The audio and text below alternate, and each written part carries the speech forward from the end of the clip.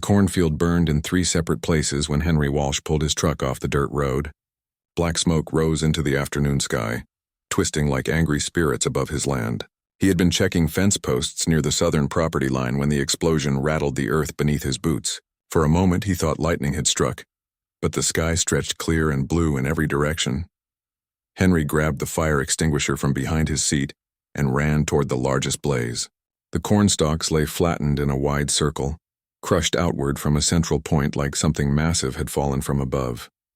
Pieces of twisted metal jutted from the ground, still glowing red with heat. Nothing looked like aircraft wreckage he had ever seen. The metal surfaces held strange colors that seemed to shift when he looked at them from different angles. At the center of the destruction, half buried in the dirt, sat something that made Henry stop walking. A chair. Not a normal chair, but something that floated a few inches above the ground despite being cracked and sparking with blue electricity. Strapped into that chair was a woman, though calling her a woman felt incomplete. Her skin shimmered with scales that caught the light like polished bronze. 4-fingered hands hung limp at her sides. A face that mixed human features with something distinctly reptilian bled from a deep gash across the forehead. 2 horns curved back from her skull, one of them broken halfway up its length. Henry approached carefully, extinguisher ready in case the floating chair exploded. The woman's chest rose and fell with shallow breaths.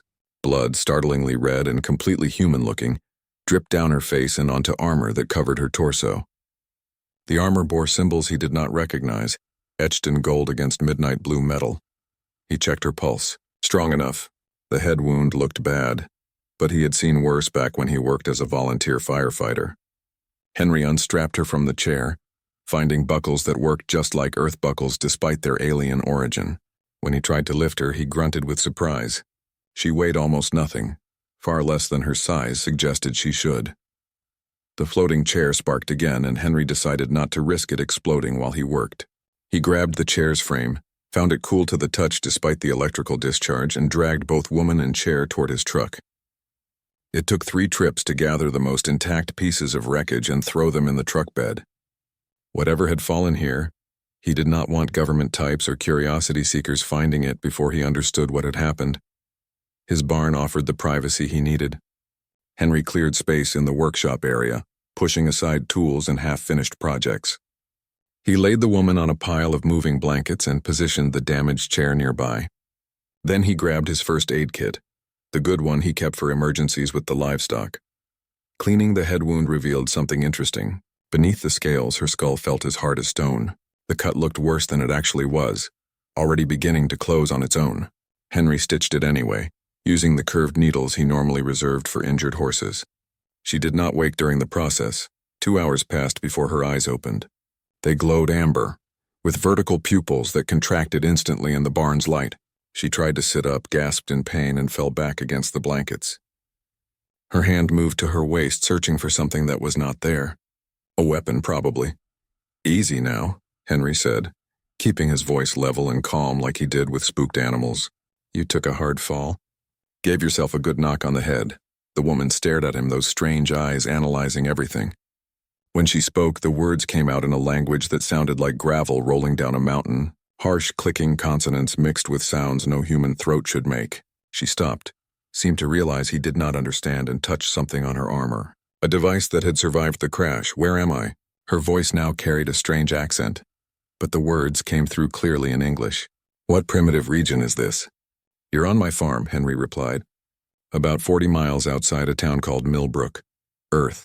United States, if that means anything to you." She tried to move again, and this time the pain seemed to come from lower. Her face twisted with realization and something that looked like horror. Her hands moved down to her legs, pressed against them, tried to make them respond. Nothing happened. "They do not move," she whispered. Then louder with rising panic. "My legs, they will not move." Henry had suspected as much from how she lay. "Looks like your back got hurt in the crash. Sometimes that kind of injury takes time to heal." "Time?" She laughed, a bitter sound that held no humor. "I am Shivara, Empress of the 1,000-Star Dominion, commander of the Void Fleets, conqueror of the Resistance worlds. I have no time for broken bodies." "Well, Your Majesty," Henry said, managing not to sound impressed. "Right now you're in my barn, can't walk, and that fancy floating chair of yours is sparking like a bad electrical outlet." So maybe you've got more time than you think. Shivara's eyes blazed with anger. You dare address me so casually? I could have you executed for such disrespect. Reckon you could if you had an army handy. Henry stood and brushed dirt from his jeans. But seeing as you're alone, injured, and on my property, maybe we should figure out what comes next. You hungry? I've got stew on the stove. The Empress opened her mouth to respond with what certainly would have been another threat. Then her stomach betrayed her with a loud growl. She closed her mouth, looking more shocked by her body's rebellion than by anything Henry had said. Stew it is then, Henry said, already heading toward the barn door. Bathroom's through there if you need it, though you'll have to pull yourself along. I'll bring you some blankets. Gets cold at night. Wait! Shivara's voice cracked with desperation. My communications array. The black box near what remains of my command throne. I must contact my fleet. Henry paused at the door. That box with all the blinking lights? Saw it in the wreckage. Screen's cracked clean through and it's making a sound like a dying cicada. Might take a while to fix if it can be fixed at all. He left her there staring at the barn ceiling, too proud to cry and too shocked to speak. Behind him, the damaged chair sparked one final time before going dark and settling onto the floor with a soft thump. Its hovering days were over, at least for now. Henry walked back to his house, already planning what needed doing. The woman would need proper care, wheelchair accessibility, and time to heal. He had all three to offer. Besides, it had been too quiet around the farm since his wife passed. Having someone to talk to, even an injured alien Empress, might do them both some good. 3 days of silence sat between them like a wall. Shivara refused to speak beyond necessities, her pride wounded deeper than her body. Henry brought meals on a tray and found them barely touched. He carried water in a pitcher and discovered it dumped on the floor. The Empress lay on the blankets in his barn workshop, staring at nothing, radiating anger like heat from a forge. On the fourth morning, Henry walked in carrying lumber and a toolbox. He said nothing to her, just started measuring and cutting. The saw's rhythm filled the space, drowning out whatever thoughts kept Shivara locked in her fury. By afternoon, he had built a ramp, simple but solid, leading from the barn floor up to the 3 steps that connected to his house. What is that? Shivara finally asked, breaking her silence. Ramp, Henry replied, brushing sawdust from his shirt. Can't have you living in the barn forever. Guest room's ready, beds more comfortable than concrete floor. I do not need your charity, farmer. Didn't say you did, but you're here, you're hurt, and sitting in a barn feeling sorry for yourself won't fix either problem. He grabbed the damaged floating chair, which now sat uselessly on the floor. Let me see if I can rig something better than this. Henry spent the next 2 days building. He took parts from an old wheelchair he found in his attic, leftovers from his wife's final months. The frame came from a hand truck used for moving hay bales, wheels borrowed from a garden cart. He welded, bolted, and adjusted until he had something that worked. Not pretty, but functional. Shivara watched him work with calculating eyes. You possess engineering knowledge, she observed. Enough to fix a tractor or build a shed. Nothing fancy. On my worlds, engineers train for decades at imperial academies. On my world, farmers learn by doing. YouTube helps too. She did not understand the reference but let it pass. When Henry finished, he rolled the makeshift wheelchair to her side. Give it a try. Getting Shivara from the floor into the chair proved challenging. Her upper body strength surprised him, far greater than a human woman of her size would possess. Even weakened and injured, she lifted herself with arms that rippled with scaled muscle. But the dead weight of her legs created balance problems. Henry caught her twice before she settled into the seat. It is crude, she said, running her fingers along the welded joints. It works. That's what matters. Shivara gripped the wheels and pushed. The chair rolled forward smoothly across the barn floor. Something flickered in her expression, too quick to name. Not quite hope, but perhaps a crack in the wall of her despair. Henry opened the barn doors fully. Want to see the farm? She hesitated, then nodded once. Henry walked beside her as she wheeled herself out into sunlight. The Empress, who had commanded star fleets and conquered worlds, now squinted at the simple sprawl of farmland, crops, and animals. What do you grow here? She asked. Corn mostly. Some soybeans in the back 40. Vegetables in the garden. Keep chickens for eggs, a few pigs, couple of cows. This feeds how many people? Just me, with plenty left to sell at market. Shivara absorbed this information silently. They traveled the dirt path between the house and barn, Henry matching her pace. She struggled with roots and small rocks that caught her wheels, her jaw tightening with frustration at each obstacle. But she kept going, refusing to ask for help. They reached the chicken coop. Shivara stared at the birds with genuine confusion. These creatures serve what purpose? They lay eggs. You've been eating them for breakfast. We have similar animals on the agricultural moon of Tresh. They are tended by machines. I prefer doing it myself. Over the following week, Shivara's silence gradually broke apart. She asked questions at first about practical matters, then about broader topics. Why did Henry live alone? His wife died 2 years ago, cancer. Why did he not sell the farm? Because it was home and he made a promise to keep it running. Did Earth have space travel? Some, but nothing compared to what she described. Henry asked his own questions carefully, not pushing when Shivara's face closed off. She told him about her empire in pieces. 1,000 worlds united under her rule. Fleets that could crack planets. Wars that spanned decades. She spoke of these things matter-of-factly, as if describing weather rather than death on an incomprehensible scale. Doesn't that weigh on you? Henry asked one evening. They sat on the porch watching the sunset paint the fields orange and gold. All those lives ended by your orders? I brought order to chaos. I ended conflicts that would have consumed entire sectors. My rule saved more lives than it cost. That's one way to look at it. Shivara turned her amber eyes on him. You judge me, farmer? Not my place to judge. But I reckon the folks who died probably had different thoughts on the matter. She had no response to that. They sat in silence as darkness crept across the land. Henry began giving Shivara tasks, small things to keep her occupied. Shell peas from the garden. Fold laundry. Later, more complex jobs. His farm account books were a mess, spread across paper ledgers and random computer files. Shivara took one look at the chaos and went to work with the intensity of a military campaign. Within 3 days, she had everything organized, digitized, and cross-referenced. You have been paying too much for feed, she announced. This supplier increases prices every quarter while providing inferior product. I have identified 3 alternatives with better rates. Henry looked at the spreadsheet she had created, complete with graphs and projected savings. How'd you figure all this out? I commanded the logistics for 17 star systems. Your farm economics are simple by comparison. Despite her words, Shivara seemed pleased with herself. For the first time since the crash, Henry saw something other than anger or despair in her expression. Ruth Peterson visited on a Saturday carrying fresh bread and curiosity. Henry had warned her about his unusual guest, kept the explanation vague. Ruth took one look at Shivara and accepted the strangeness with the same practical grace she applied to everything in life. Those are the most interesting tattoos I have ever seen, Ruth said, studying Shivara's scales. They look so real. Shivara glanced at Henry, who gave the tiniest shrug. Yes, very realistic.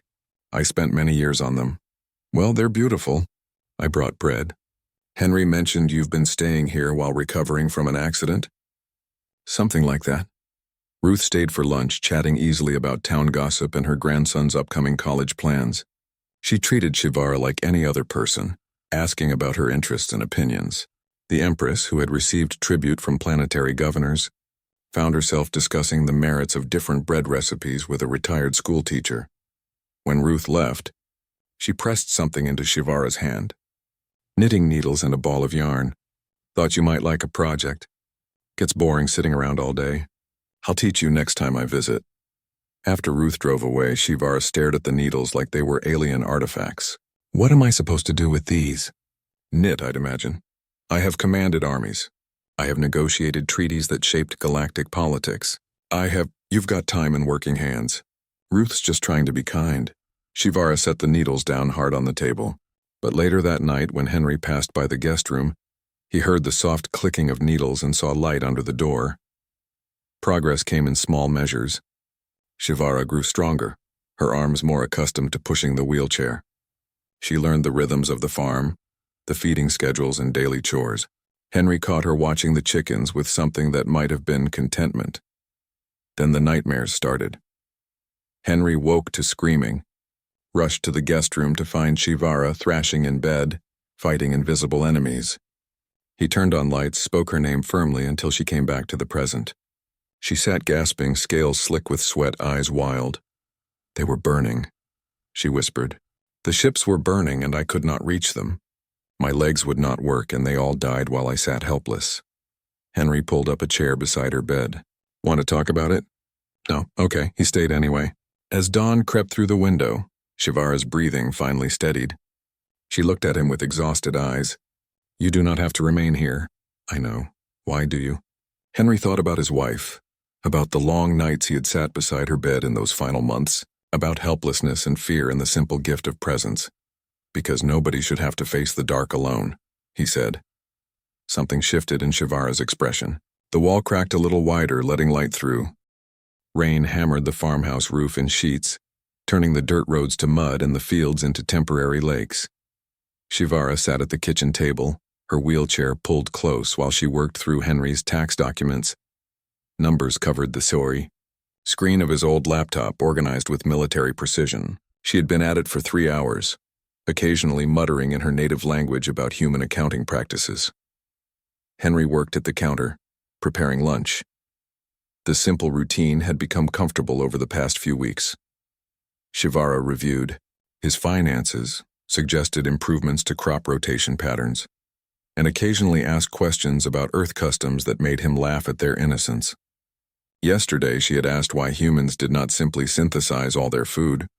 Today, she wanted to know why he kept animals if synthetic proteins were available. You're thinking too complicated, Henry said, chopping vegetables. I keep chickens because I like chickens. Fresh eggs taste better. That's reason enough. Inefficient. Maybe. But efficiency isn't everything. Shivara made a non-committal sound, the kind she used when she thought Henry was wrong but had learned not to argue every point. Her education in human stubbornness had been thorough. Ruth arrived just before noon, shaking water from her coat like a dog. She carried a covered dish in her knitting bag, same as every Saturday. Brought casserole. That rain's not letting up anytime soon. Roads still passable? Henry asked. Barely. Saw Sheriff Davis out with his truck helping the Miller family. Their basement flooded again. Ruth settled at the table across from Shivara. How's the scarf coming along? Shivara produced her knitting project with visible pride. What had started as a disaster of dropped stitches and uneven tension now resembled an actual scarf. The colors shifted from deep purple to silver, yarn that Ruth had gifted her last week. Look at that. You're a natural. Ruth examined the work with genuine admiration. Keep this up and I'll have you making sweaters by winter. I do not understand the appeal, Shivara said, but her four-fingered hands already reached for the needles. The process is repetitive and serves no strategic purpose. Not everything needs a purpose beyond the doing of it. Ruth pulled out her own project, needles clicking in steady rhythm. Sometimes the value is in the peace it brings. They knitted together while Henry cooked, 3 people in comfortable silence broken only by rain and the occasional question about stitch patterns. Shivara had stopped announcing her imperial titles weeks ago. Now she was just someone learning to knit, same as anyone else.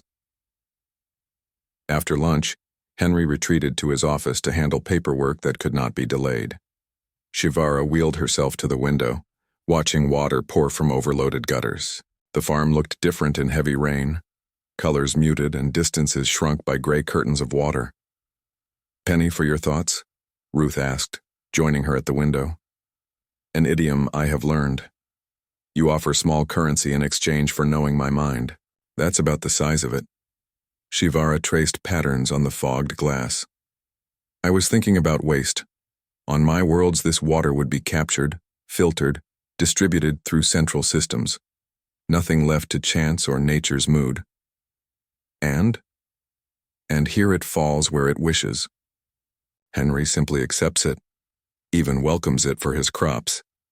He works with the randomness rather than against it. Ruth smiled. Took you a while to see that. I am beginning to understand many things I once thought foolish. Shivara turned from the window. Ruth, may I ask you something personal? Sure, honey. When you look at me, what do you see? Ruth considered this seriously. I see someone who's healing, someone who's learning that strength comes in more forms than she thought. Mostly I see a friend who's getting pretty good at knitting. You do not see a monster? Someone who has killed more beings than your mind could comprehend? Oh, I figure you've got a past. We all do. Henry told me a bit about where you're from, the broad strokes anyway. Ruth set down her knitting. But what you did before doesn't cancel out who you're choosing to be now. That's the thing about change. It's always possible if you want it. Shivara absorbed this in silence. Then quietly, I am not certain I know who I am without conquest and empire. Well, that's what this time is for. Figuring it out. That afternoon, Henry found Shivara in the barn, examining the wreckage of her command chair. She had wheeled herself down the ramp alone, navigating the path that had become familiar through daily practice. Thought you gave up on fixing that thing, Henry said. I am not fixing it. I am saying goodbye. She ran her hand along the scorched metal. This chair represented everything I was. Power, authority, the ability to move among my subjects without touching common ground. Now I use wheels and wood, pull myself forward through effort rather than technology. You sound okay with that? I am adapting. On my flagship, I would have executed anyone who suggested I needed adaptation. Here, it seems to be the only path forward. Henry leaned against the workbench. Been meaning to talk to you about something. Your beacon, the one that's been recharging. It's about ready. Another week, maybe 2, and you could signal your people. Shivara's hand stilled on the broken chair. I am aware. You want to go back?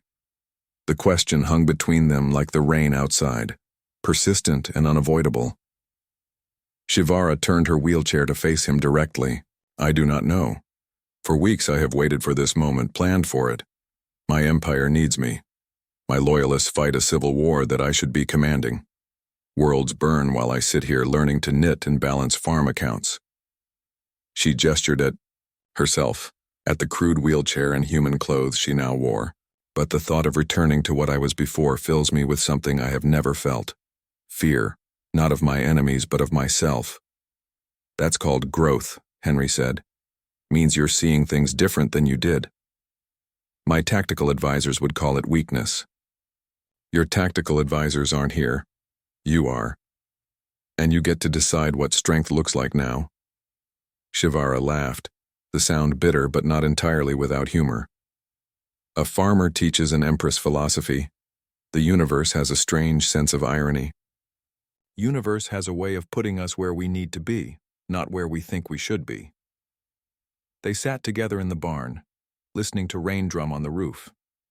Outside, the farm continued its cycles regardless of imperial struggles or cosmic importance. Chickens needed feeding.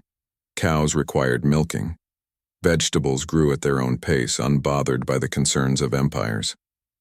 Later that evening, after Ruth had gone home and dinner dishes were washed, Shivara worked at Henry's laptop. She had moved, beyond farm finances into something else, something that made her face tight with concentration. Henry glanced over her shoulder and saw star maps, tactical readouts, estimates of fleet positions. All recreated from memory, painstakingly detailed despite the weeks away from her empire. Planning your return? He asked. Planning how to end a war without becoming the monster who started it. She zoomed in on a system marked in red. This is where my brother's forces have established their base. Traditional strategy says I should strike here, decapitate their command structure, crush their will to resist. But that is what the old Shivara would do. The one who saw beings as numbers, planets as resources, victory as the only truth that mattered. She closed the laptop with decisive force. I am trying to imagine a different approach, one that Ruth or you might take. Talking instead of destroying, understanding instead of conquering. That's a tall order when folks are shooting at you. Yes, but perhaps that is precisely when it matters most. Shivara wheeled herself to the window, looking out at the rain-soaked darkness. Lightning flickered, in the distance, illuminating the fields for brief moments before plunging them back into shadow. Henry, if I return to my empire, I will be changed. This time here, these lessons, they cannot be unlearned. My enemies will see it as weakness. My allies may not recognize me. The Empress they served might be gone forever. Is that a bad thing? I do not know. But I know I cannot stay here forever. hiding from responsibility while others die in a war that bears my name. Eventually, I must choose. Return as something new and risk everything, or remain here as nothing and protect the small peace I have found. Henry moved to stand beside her chair. You'll figure it out. You're smarter than you give yourself credit for. You have too much faith in me. Maybe. Or maybe I just see what you're becoming instead of what you were. Thunder rolled across the farm, shaking the windows. Shovara continued staring into the storm, wrestling with futures that all seemed impossible, searching for a path between who she had been and who she might become. In the kitchen, her scarf lay abandoned on the table, purple and silver yarn, twisted together, a simple thing made by hands that once commanded armies. Progress measured in stitches rather than conquered worlds, but progress nonetheless. The dog started barking at midnight, sharp and urgent in a way that meant strangers. Henry woke instantly, years of farm life training him to distinguish between a fox near the henhouse and something more serious. This was serious. Both dogs barked in the pattern that meant people approaching, multiple people trying to stay quiet. He grabbed the hunting rifle from beside his bed and moved through the dark house on practiced feet. Shovara's door opened as he passed. She had pulled herself into her wheelchair, wearing the sleep clothes that Ruth had bought her, eyes sharp despite the hour. Something wrong? She whispered. Don't know yet. Stay inside. Henry, I should tell you, glass shattered in the kitchen. Not an accident, not wind. The distinctive sound of a window breaking inward deliberately. Henry raised his rifle as a figure climbed through, followed by another. More sounds from the front of the house. They were coming from multiple directions. The first figure moved with military precision, weapon raised, some kind of rifle that glowed with blue energy along its barrel. Definitely not human. Definitely not from Earth. The kitchen light revealed scaled skin, similar to Shovara's but patterned differently, colored in dark greens and black. Contact, the figure said in a clicking language. Ground floor kitchen sector, Henry fired. The rifle shot cracked through the house, deafening in the enclosed space. The intruder's shield flared, some kind of energy barrier that absorbed the bullet's impact. But the force still knocked the figure backward, buying seconds. Shovara, Henry shouted, already moving. Barn now. She did not argue, just wheeled toward the back door with surprising speed. Henry fired again, keeping the intruders focused on him while she escaped. More figures entered through the front. At least 6 that he could see, probably more outside. One of them spoke, voice amplified to fill the house. Surrender the Empress. We have no quarrel with native populations. Deliver her and you will not be harmed. Not real good at surrendering, Henry called back, reloading. Especially on my own property. Energy bolts tore through the living room, scorching walls and shattering furniture. Henry dropped flat, rolled behind the couch. Not great cover, but better than nothing. His mind raced through options. 6 against 1, military-trained advanced weapons, shields that stopped bullets. This was not a fight he could win straight up, but he did not need to win. Just needed to buy time and make them regret picking his farm for their invasion. Henry ran for the back door, firing blind behind him to keep their heads down. Outside, he sprinted toward the barn where Shovara waited by the tractor. Her face showed no fear, just cold calculation. Who are they? Henry demanded. Commander Calrus and his strike team. My brother's best soldiers. They have been hunting me since the crash. She pulled herself higher in her wheelchair, voice taking on the imperial tone he had not heard in weeks. You should run, Henry, hide in the fields. They want me, not you. This is my farm. Nobody comes onto my land and starts shooting. He grabbed supplies from the workshop, throwing them into a bag. Fertilizer, fuel, wire. You know their tactics? I trained most of them personally. Then you know how to beat them. Shovara stared at him like he had lost his mind. Henry, these are elite soldiers. They have energy weapons, personal shields, tactical coordination. You have an agricultural rifle and an overinflated sense of territorial importance. I've also got knowledge of every hill, ditch, and blind spot on 200 acres. Got fertilizer that makes excellent explosives when you know what you're doing. And I've got you. He met her eyes. You're the tactical genius. I'm the local. We work together or we die together. Your choice. For a heartbeat, Shovara seemed torn between the woman who had learned to knit and the Empress who had commanded armies. Then something hardened in her expression and Henry saw both at once. Get me to high ground with sightlines over the approach routes, the old hunting stand in the North Woods. I will direct you. But Henry, she grabbed his arm with surprising strength. If this goes wrong, if they capture me, you run. Do not try to be heroic. Promise me. Can't promise that. Then we are both fools. But she smiled grimly. So be it. Now move, farmer. We have a battle to win. They made it to the woods before the strike team found the barn empty. Henry pushed Shivara's wheelchair over terrain it was never meant to handle, lifting it bodily over roots and rocks. She directed him through whispered commands, choosing paths that offered cover while maintaining their route to the hunting stand. Behind them, the barn exploded. Henry did not look back, just kept moving. That was his livelihood, burning decades of work and memories. He would mourn later if they survived. The hunting stand sat 15 feet up an old oak, accessible by ladder. Getting Shivara up there proved nearly impossible until Henry rigged a pulley system using rope from his bag and sheer desperation. He hauled while she pulled, both of them gasping with effort until they reached the platform. From up here they could see most of the farm. Figures moved through the darkness, spread out in professional search patterns, 7 total just as Shivara counted. All armed, all deadly. They will find us, Shivara whispered. We have perhaps 10 minutes before their scanners detect our location. Then we use those 10 minutes.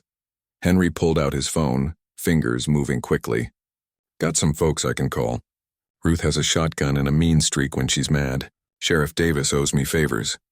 You would call in your elderly friend and local law enforcement against trained killers? You got a better idea? Shivara thought for a moment, then began issuing orders with the crisp authority of someone used to being obeyed. Henry, I need you to trust me completely. Everything I say, you do exactly. No questions, no hesitation. Can you do that? Yes. Good. First, we draw them into the killing field near the irrigation ditch. I noticed you have tractor fuel stored there, yes? Full tank, diesel. Excellent. We will make them regret their shields only protect forward arcs. She studied the terrain with the practiced eye of a veteran commander. Call your friends. Tell them to approach from the southeast, lights off, stop at the property line. We will drive our enemies toward them like animals to slaughter. Over the next frantic minutes, Henry made calls while Shivara outlined their strategy. It sounded insane. It probably was insane, but it was also the only chance they had. Ruth answered on the first ring, voice sharp despite the hour. Henry, what's wrong? Need your help. Armed intruders on the farm. Bring your shotgun and meet Davis at my southeast fence line. Stay in your truck, lights off, and for God's sake, Ruth, be careful. On my way. You hurt? Not yet. Hurry. Sheriff Davis took more convincing but agreed when Henry mentioned federal jurisdiction issues and possible terrorism. Let him think what he wanted. Truth was too strange to explain over the phone. Shivara watched the search patterns below, her 4-fingered hands steepled in thought. They have found our trail. 3 minutes until they reach this position. Henry, the explosives you mentioned. Can you rig them in under 2 minutes? If I run, then run. Place charges at the irrigation ditch, the propane tank near the greenhouse, and the feed silo. I will detonate them remotely when our enemies are in position. She pulled a small device from her armor, something that had survived the crash. This control still functions. Give me the detonators and I will link them. Henry scrambled down the ladder, mind racing through steps he had never imagined taking, building bombs from farm supplies, fighting for his life against alien soldiers. The impossibility of it all threatened to overwhelm him, so he focused on individual tasks. Mix the fertilizer, rig the fuel, set the charges. Just problems to solve, same as fixing a tractor or mending a fence. He made it back to the hunting stand with seconds to spare.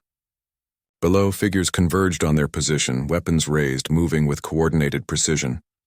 They know we are here, Shivara murmured. Henry, when I give the signal, you fire at the lead soldier. Aim for the legs below their shield line, then run toward the house. Lead them exactly where I tell you. What about you? I will provide what your military calls overwatch. Now steady yourself. Here they come. The lead soldier emerged into the clearing below their stand, rifle sweeping the darkness. Shivara waited, patient as stone, until 5 more soldiers joined the first. Then she tapped Henry's shoulder twice. Henry fired. The soldier went down screaming, shield useless against an attack from above. Chaos erupted as the remaining soldiers scattered for cover and returned fire. Energy bolts tore through the hunting stand, forcing Henry and Shivara to flatten against the platform. Now, the irrigation ditch, Shivara shouted. Henry jumped from the stand, hit the ground hard, and ran. Behind him, Shivara's voice carried across the darkness, shouting challenges in her native language, drawing their attention. The soldiers followed him as she predicted, leaving her behind to give chase to the more immediate threat. Henry ran like his life depended on it, because it did. The irrigation ditch loomed ahead in the darkness. He leaped across it and kept going, counting steps in his head. The explosion lit up the night, a fireball that turned darkness to noon for 3 seconds. The concussion knocked Henry flat. When his ears stopped ringing, he heard screaming behind him. The soldiers had been caught at the ditch's edge, shields useless against the blast wave. But not all of them. 2 survivors emerged from the smoke, moving fast and angry. Henry ran toward the greenhouse, toward the second trap. Energy bolts sizzled past him, close enough to feel their heat. He dove through the greenhouse door and out the back just as Shivara triggered the propane tank. The second explosion was smaller but no less effective. The greenhouse became a brief inferno, glass and metal and fire. One more scream cut short. Henry rolled to his feet, gasping, bleeding from a dozen cuts. 1 soldier remained, Commander Calrus himself, shield still glowing but armor scorched. The commander raised his rifle. Then Ruth's shotgun roared from the darkness and Sheriff Davis's service weapon added its voice. The commander's shield flared under the unexpected assault from a new direction. He turned, divided his attention for just a moment. Henry charged, tackling the commander at the waist. They went down together, fighting in the mud. The commander was stronger, faster, trained for close combat. But Henry was desperate and stubborn, fueled by adrenaline and righteous anger. He grabbed a rock and brought it down hard. Once, twice, 3 times until the commander stopped moving. Silence fell across the farm, broken only by crackling flames and Henry's ragged breathing. Sheriff Davis approached carefully, weapon raised, taking in the scene with wide eyes. Ruth ran to Henry, checking him for injuries with practiced hands. "What in God's name happened here?" Davis demanded. Henry looked toward the hunting stand where Shivara still waited, Empress and tactician, friend and ally. "Long story, Sheriff. Real long story." Dawn broke cold and gray over the ruined farm. Smoke still rose from the greenhouse and barn, twisting into a sky that promised more rain. Sheriff Davis had called in every favor he had to keep federal agencies away for 24 hours, claiming jurisdiction while he sorted out what he kept calling the situation. Ruth worked with quiet efficiency, applying bandages and brewing endless pots of strong coffee. Shivara sat at what remained of the kitchen table, her wheelchair positioned to see both the damage outside and the people inside. Her face showed no expression, but her hands trembled slightly as they rested on the chair's arms. 7 bodies lay covered in the yard, waiting for decisions that Henry was not qualified to make. "So," Davis said, settling into a chair that creaked under his weight. "Aliens, real actual aliens. And you've been harboring one for months." "Harboring makes it sound criminal," Henry replied. "She crashed. I helped." "That's all?" "That's all."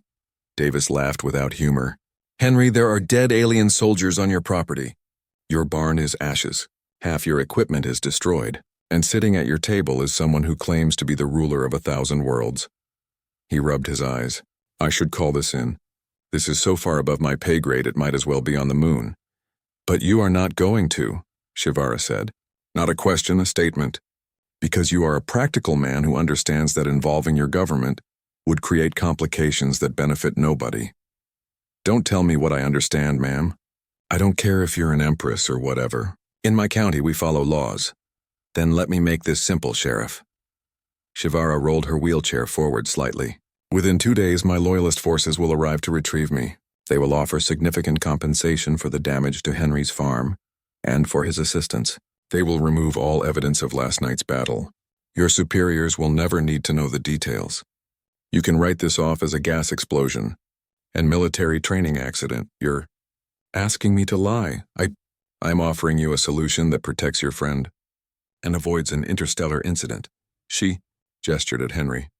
"This man saved my life, gave me shelter when I had nothing, asked for nothing in return. Now his home is destroyed because my enemies found me. I owe him more than money can repay, but money is what I can offer." "Let me do that much." Davis looked at Henry. "Your call. I'll back whatever you choose." Henry walked to the window, looking out at land his grandfather had cleared, earth his father had worked, home he had shared with his wife. All of it marked now by violence and fire, but still standing. "Still his, let her help," he said quietly. I don't want to spend the next year fighting government bureaucracy while my farm dies. If her people can fix this and keep it quiet, I'll take that deal. You're sure? Not even a little bit. But it's what makes sense. Ruth touched Davis's arm. Sometimes the right choice is the one that lets people move forward instead of getting stuck in paperwork and investigations. You know that as well as anyone. Davis sighed deeply. Against my better judgment, I'll give you 48 hours. But Shivara, if your people don't show up, if this goes sideways, I'm calling in every agency I can think of. Clear?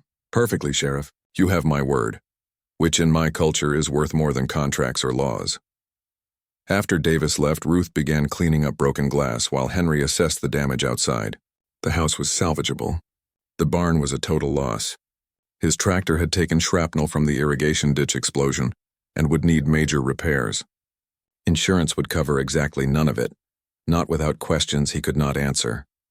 Shivara wheeled herself outside, navigating the debris-strewn ground with practiced ease. She found Henry standing in the barn's ruins holding a melted tool that had belonged to his father. I am sorry, she said simply. This destruction is my fault. My war followed me here and harmed someone who deserved none of it. Wasn't much choice in the matter. They came, we fought, we survived. That's all we could do. You could have given me to them, saved your home and your life. They would have honored the bargain. Henry set down the ruined tool. Wouldn't have been able to live with myself. Besides, you're my friend. We look out for friends around here. Shivara made a sound that might have been a laugh or a sob. Friend, I have allies and subjects and enemies. But I cannot remember the last time I had a friend. Perhaps never. They stood together in the ruins, watching the sun climb higher despite the clouds. Ruth joined them after a while, carrying fresh coffee and determination. Right, Ruth said. Can't fix the barn today, but we can clean up. Make it less of a disaster zone. Henry, you start with the house. Shivara, you help me sort through what's salvageable out here. Work first, worry later. The day passed in hard labor. Henry repaired windows, cleared debris, patched holes in walls. Ruth and Shivara organized what remained of the barn's contents into piles of useful, damaged, and destroyed. Nobody talked about the covered bodies in the yard. That problem existed in a category none of them knew how to handle. By afternoon, Shivara's beacon finally achieved full charge. She activated it from her wheelchair, speaking in her native language, transmitting coordinates and status updates. Then they waited. Night fell again, and with it came fear. What if more enemies arrived before her allies? What if her people decided she was not worth retrieving? What if they blamed Henry for her condition? The questions circled like vultures. Ruth stayed, refusing to leave them alone. She made dinner from what remained in Henry's pantry. Ordinary food that tasted extraordinary after the day they had endured. They ate at the damaged table, 3 people bound together by circumstances none of them had chosen. I will be leaving soon, Shivara said, breaking the comfortable silence. My empire needs me. The civil war continues, and only my presence can hope to end it. You sure about that? Henry asked. Last time you were in charge, it seemed to involve a lot of conquering and not much peace, which is precisely why I must return differently than I left. She set down her fork, meeting both their eyes. These months here have taught me what my entire empire could not. That strength is not only in dominance, that power means nothing without compassion, that sometimes the smallest acts matter more than the largest battles. Ruth reached across to squeeze Shivara's hand. You'll be a better leader for having learned that. Though I'll miss my knitting partner. I have not finished the scarf. Then you better come back to complete it. I don't accept unfinished projects. They laughed, the sound strange and precious in the damaged house. Later, Henry found Shivara on the porch, staring at the stars visible between clouds. Regretting the beacon call? He asked, terrified of it. Once I return, everything changes. I will have power again, but also responsibility for millions of lives.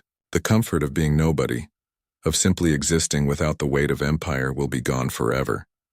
You were never nobody, just had the chance to figure out who you were without all the other stuff. Shivara turned her wheelchair to face him. Henry, when I am gone, when I return to my throne and my fleets, I will not forget this place. I will not forget what you taught me through simple actions. Every decision I make will be measured against the question, what would the farmer do? That's a lot of pressure to put on a guy who just grows corn. You are so much more than that. You are proof that true nobility has nothing to do with birth or power. It comes from choosing kindness when cruelty would be easier. From standing firm when running would be safer, from seeing worth in beings that others dismiss. She paused. You are perhaps the best person I have ever known. Henry felt his throat tighten. You're going to embarrass me with that kind of talk. Truth should never cause embarrassment. Ships arrived at dawn, massive vessels that descended from orbit with impossible grace. They landed in the fields, crushing crops but keeping distance from the damaged buildings. Soldiers emerged, hundreds of them, forming protective perimeters and establishing command structures with practiced efficiency. A figure approached the house, scales gleaming silver and gold, wearing armor that marked high rank. She dropped to one knee before Shivara's wheelchair, speaking in their language too quickly for translation devices to keep up. Shivara responded with calm authority, giving orders that sent soldiers scattering to various tasks. Within an hour, crews worked on repairing the barn and house using technology that made human construction look primitive. Other teams handled the bodies with military precision, removing all evidence of the battle. The silver-scaled officer, introduced as Admiral Thessa, approached Henry with a small chest. The Empress has instructed me to provide compensation for damages and inconvenience. This contains currency convertible to your Earth money, enough to rebuild your farm 3 times over and live comfortably for the rest of your life. Henry opened the chest, saw more wealth than he had ever imagined, and closed it again. It's too much. It is insufficient, Thessa replied. You preserved the life of our Empress and treated her with honor when she had none. No amount of currency can repay such a debt. Shivara wheeled herself between them. Henry, please accept this. Let me do this one thing to ease the burden my presence caused. On one condition, you use some of it to set up a fund for Ruth's grandson. College isn't cheap, and that boy deserves a good education. Done. What else? Come back sometime. Not as an Empress. Just as yourself. Visit the farm when it's rebuilt. We'll sit on the porch and you can tell me how the galaxy is doing. Shivara's eyes glistened with unshed tears. I promise. Though I warn you, I expect that scarf to be finished by then. Ruth emerged from the house carrying Shivara's knitting bag. Don't think you're leaving without this. You'll need something to do during boring meetings. Boring meetings are all I will have. But Shivara accepted the bag, holding it like a treasure. Thank you, Ruth, for everything. They loaded Shivara onto the ship using a platform that lifted her wheelchair smoothly. She looked back at the farm, at Henry and Ruth standing together in front of the damaged house, at the land that had given her something she never knew she needed. I will return, she called out. That is a promise. We'll be here, Henry called back. Probably fixing something. Always something to fix on a farm. The ships lifted off, powerful and graceful, rising into the morning sky. Henry and Ruth watched until they disappeared beyond the clouds, leaving only churned earth and rebuilt structures as evidence they had been there at all. Think she'll actually come back? Ruth asked. Yeah, Henry said. I think she will. They stood together in the morning light, 2 ordinary people who had briefly touched something extraordinary, already planning what to plant in the spring. 6 months passed like water flowing downhill, inevitable and faster than expected. Henry's farm recovered, rebuilt with a combination of insurance money and the generous payment Shivara had left. The new barn stood taller than the old one, equipped with solar panels and modern equipment. The house had been repaired so well that only Henry could see where the damage had been.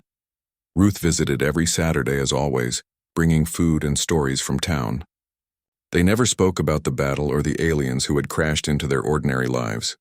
Some experiences lived better in memory than conversation, but sometimes, when the evening grew quiet, Ruth would pull out her knitting and Henry would see her glance at the sky.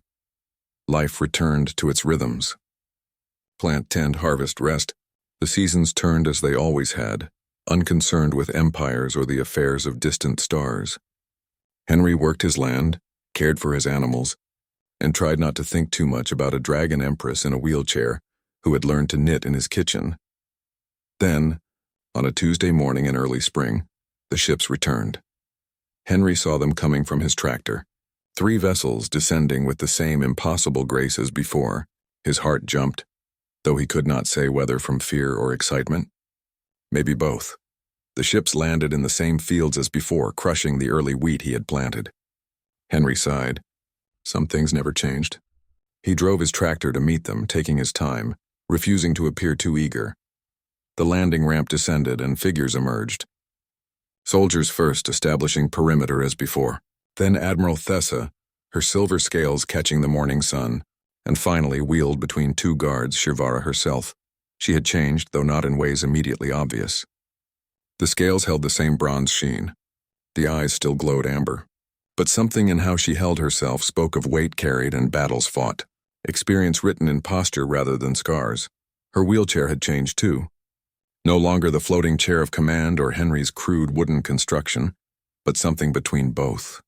Advanced technology married to simple practicality, it moved smoothly over the rough ground as she approached. "Your wheat looks promising," Shivara called out, "though somewhat compressed now." "I apologize. Seems to be a pattern with you," Henry replied, but he was smiling, dropping in without warning and making a mess of my crops. Old habits are difficult to break. They met in the middle of the field. Farmer and Empress, the distance between them measured in more than physical space. Henry noticed details now. The new scars on Shivara's hands, the way she looked tired despite obvious care, the knitting bag hanging from her wheelchair handle. "You came back," he said. "I promised I would. I keep my promises now. That is one of many things I learned here." Admiral Thessa cleared her throat. "Your Majesty, we should not stay long.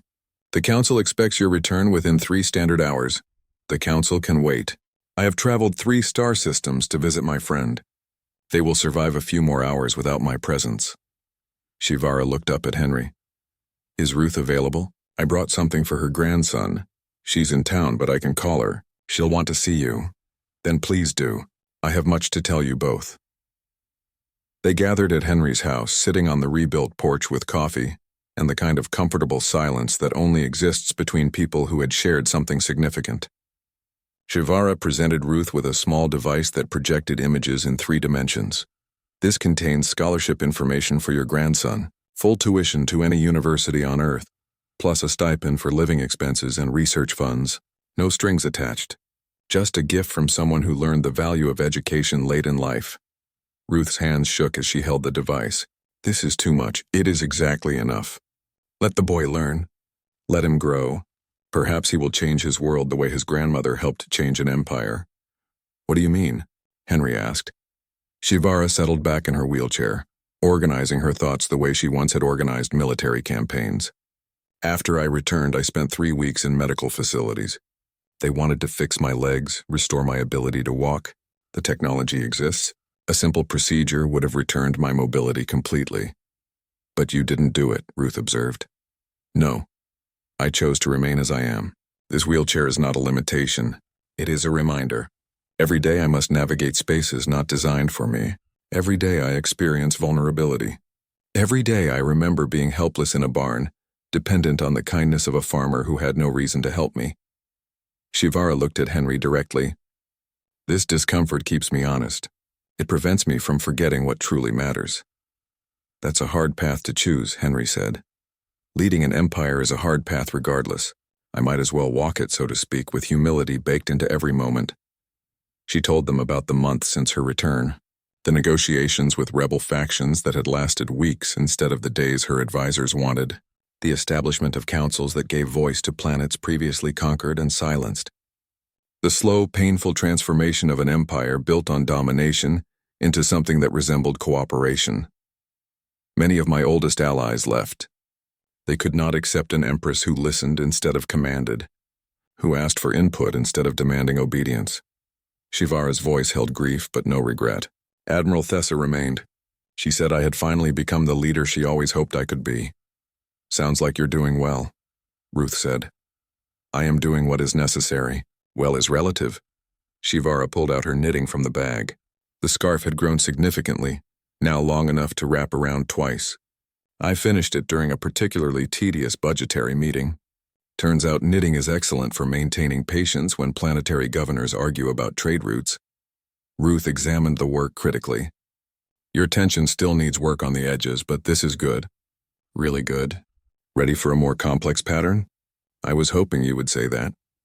They spent the afternoon together, 3 people on a porch in rural America, talking about knitting patterns and farm gossip and the small details of life.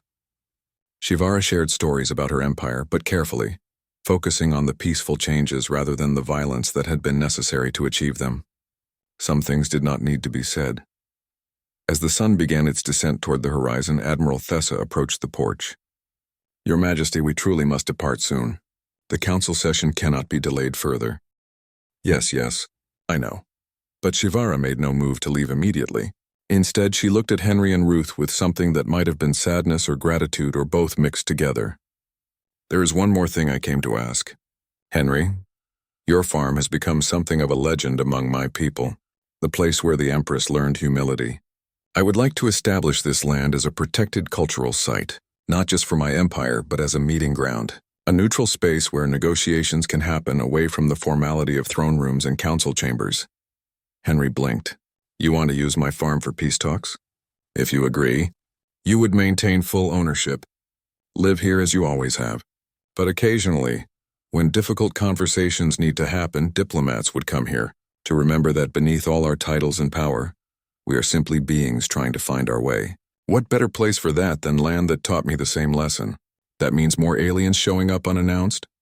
Almost certainly, though I would ensure they land in designated areas.